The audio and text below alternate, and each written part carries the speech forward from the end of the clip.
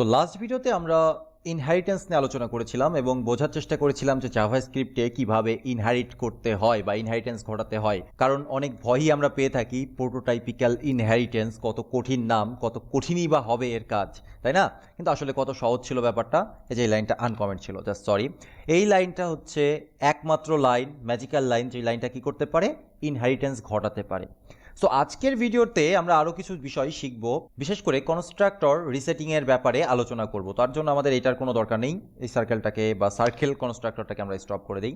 একটা জিনিস খেয়াল করে দেখেন যে আমরা যখন এই স্কোয়ার নিয়ে কাজ করছি, স্কোয়ার ডট প্রোটোটাইপ নিয়ে কাজ করছি, তখন কি হচ্ছে, এর প্রোটোটাইপটাকে আমরা পুরোপুরিভাবে রিসেট করে দিচ্ছি।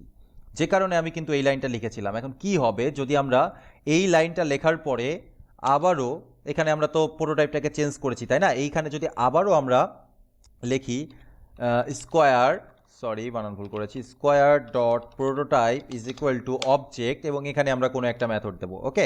কোনো একটা মেথড বা কোনো একটা ফাংশন বা কোনো একটা প্রপার্টিজ কিছু একটা আমরা এখানে দিব। তো তাহলে কি দাঁড়াবে, তাহলে আমরা আগে যা করলাম, আগে যে যে চেঞ্জ আনলাম সব হারিয়ে যাবে। যেই জন্য আমি হচ্ছে আবার ওটাকে চেঞ্জ করে ডট নোটেশনের মাধ্যমে দিয়েছিলাম। SQR এখানে আমরা দেখার চেষ্টা করি, দেখেন যে এর প্রোটোটাইপে শুধু টেস্ট আছে, আর কিছু নেই, আর কিছু নেই, এবং ডিরেক্টলি এটা অবজেক্টে চলে আসছে। তো ইনহেরিটেন্স থেকে শুরু করে সব কিছু হারিয়ে যাচ্ছে। তার মানে যদি আমরা কোনো একটা ক্লাসের সাথে বা কনস্ট্রাক্টর ফাংশনের প্রোটোটাইপের সাথে ডিরেক্টলি কোনো কিছু ইকুয়াল সাইন দিয়ে বসিয়ে দেই, তাহলে কি হবে, সেটা তার কনস্ট্রাক্টরটাকে হারিয়ে ফেলবে। তার ডিফল্ট যেই কনস্ট্রাকশনটা ছিল, ডিফল্ট যে প্রোটোটাইপ অবজেক্টটা ছিল, সেটা কিন্তু সে হারিয়ে ফেলবে। অ্যান্ড দ্যাটস ওয়াই আমরা ওই আগের মতো করে বাদ দিয়ে ডট দিয়ে ড্রটাকে অ্যাড করেছিলাম, যেন সে নিজেকে এক্সটেন্ড করতে পারে, আগের অবজেক্টের সাথে সে যেন নিজেকে এক্সটেন্ড করতে পারে। এখন যদি আমরা দেখি SQR, তাহলে আমরা দেখতে পারবো যে সে আগের সব কিছুকে সে এক্সটেন্ড করেছে, যা যা আমরা দিয়েছি, সে কোনো কিছু হারিয়ে ফেলেনি, ওকে?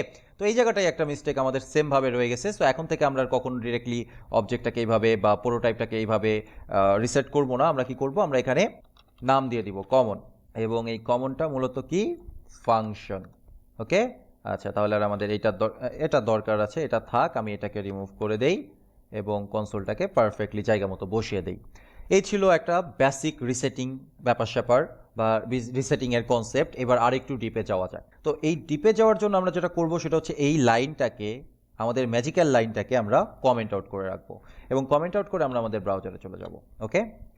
এখন যদি আমরা আমাদের শেপ অবজেক্টটা দেখার চেষ্টা করি, শেপ অবজেক্টের ভেতরে কি আছে, প্রোটো আছে, আর কিছু নেই, কমন মেথডটা আছে, এবং এর প্রোটোতে গেলে তার বিভিন্ন অবজেক্টের বিষয় আমরা দেখতে পারবো। মজার বিষয় হচ্ছে এখানে একটা কনস্ট্রাক্টর প্রপার্টি আছে কি না, এখানে একটা কনস্ট্রাক্টর প্রপার্টি আছে। যে এই কনস্ট্রাক্টর ব্যাপারটা কি, চ্যাপ্টার 12-এ আমরা আলোচনা করেছিলাম কনস্ট্রাক্টর প্রপার্টি সম্পর্কে। কনস্ট্রাক্টর প্রপার্টি হচ্ছে সেই জিনিস বা সেই ফাংশন বা সেই ফাংশন রেফারেন্স যা ব্যবহার করে আমরা একটা অবজেক্ট কনস্ট্রাক্ট করতে পারি। এটা হচ্ছে সেই কনস্ট্রাক্টর, বা আরও সহজ করে বললে যেই কনস্ট্রাক্টর বা যেই ফাংশনটা ব্যবহার করে এই অবজেক্টটা তৈরি করা হয়েছে, সেই ফাংশনের রেফারেন্স হচ্ছে এই কনস্ট্রাক্টর ফাংশনস, তাই না? এবং টেকনিক্যালি আমরা এই কনস্ট্রাক্টর ব্যবহার করে যে কোনো কিছু করতে পারি, যে কোনো অবজেক্ট ক্রিয়েট করতে পারি। একটা অবজেক্ট আমরা কিভাবে ক্রিয়েট করি, নিউ শেপ, এইভাবে করি না? তাই তো করি, তাই না?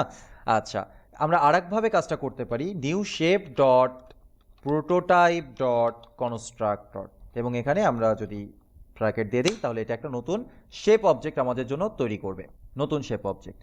এখন যদি আমরা আমাদের সার্কেল অবজেক্টের দিকে তাকাই, কারণ সার্কেল না, অ্যাকচুয়ালি স্কোয়ার অবজেক্টের দিকে তাকাই, স্কোয়ার অবজেক্টটা এখন কাউকে ইনহেরিট করছে না, এবং ইনহেরিট করছে না বলে তার এখানে একটা কনস্ট্রাক্টর প্রপার্টি আছে, এবং এই কনস্ট্রাক্টর প্রপার্টি দ্বারা আমরা খুব সহজেই স্কোয়ারকে কনস্ট্রাক্ট করতে পারি, এবং এটা মূলত অবজেক্ট বেসে চলে যাচ্ছে এর পুরোটা। তাহলে new square dot prototype dot constructor, এবং এখানে আমরা একটা ভ্যালু দিয়ে দিতে পারি। যদিও আমরা এই ওয়েতে কখনোই একটা স্কোয়ার বা কোনো একটা অবজেক্ট কনস্ট্রাক্ট করব না, আমাদের জন্য শর্টকাট আছে হচ্ছে নিউ স্কোয়ার, তাই না? এইভাবে করে আমরা করতে পারি, আমাদের অত কষ্ট করার দরকার নেই। কিন্তু অনেক সময় এইরকম সিচুয়েশন আমাদের পড়া লাগতেই পারে, যে সিচুয়েশনে আমাদের প্রোটোটাইপের ভেতর থেকে কনস্ট্রাক্টরটা বের করে নিতে হবে, তাই না? তো এইবার দেখেন যে সঠিকভাবেই সে অবজেক্ট ক্রিয়েট করতে পেরেছে, যা যা দরকার সব কিছু ভাবে। তাহলে আমরা কি বুঝলাম? তাহলে আমরা বুঝলাম যে প্রোটোটাইপের ভেতরে একটা কনস্ট্রাক্টর থাকে, সেই কনস্ট্রাক্টরটাকে কল করেও আমরা একটা অবজেক্ট ক্রিয়েট করতে পারি, যেটা খুবই বাজে একটা ওয়ে। তো এইবার আমরা আমাদের এই লাইনটাকে আনকমেন্ট করে দিই, এবং আনকমেন্ট করে দিয়ে আমরা আমাদের ব্রাউজারে গিয়ে আবার দেখার চেষ্টা করি যে এইবার আমাদের স্কোয়ার অবজেক্টের ভেতরে কি আছে। ডাউন এইটা হচ্ছে স্কোয়ার বেস এবং এখানে আমরা দেখতে পাচ্ছি যে কোনো রকম কোনো কনস্ট্রাক্টর নেই, কিন্তু শেপের জন্য আমাদের একটা কনস্ট্রাক্টর আছে। শেপের জন্য কনস্ট্রাক্টর আছে, কিন্তু আমাদের স্কোয়ারের জন্য কোনো কনস্ট্রাক্টর নেই। কেন নেই? তার কারণ আমরা এখানে আমাদের স্কোয়ারের প্রোটোটাইপটাকে ওভাররাইট করে দিচ্ছি। ওভাররাইট করার ফলে সে তার নিজস্ব বৈশিষ্ট্য হারিয়ে ফেলছে, নিজস্ব কনস্ট্রাক্টর হারিয়ে ফেলছে। তাহলে কি এখন আমরা square dot prototype dot constructor call করতে পারবো না? কল করেই দেখা যাক। New square dot prototype dot constructor, এটা যদি আমরা কল করি, এ আমাদেরকে একটা শেপ অবজেক্ট রিটার্ন করছে।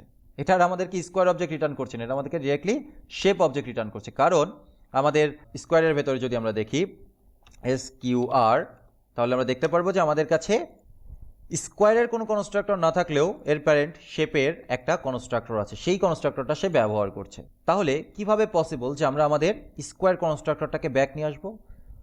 যেখানে বা যখনই আপনি ইনহেরিটেন্স ঘটাবেন, অর্থাৎ প্যারেন্ট ক্লাসের প্রোটোটাইপটাকে কপি করবেন, প্রোটোটাইপটাকে রিসেট করবেন, তখনই আপনি আর একটা কাজও করবেন, সেটা হচ্ছে তার কনস্ট্রাক্টরটাকে রিসেট করে দিবেন। কিভাবে? খুব সহজ। স্কোয়ার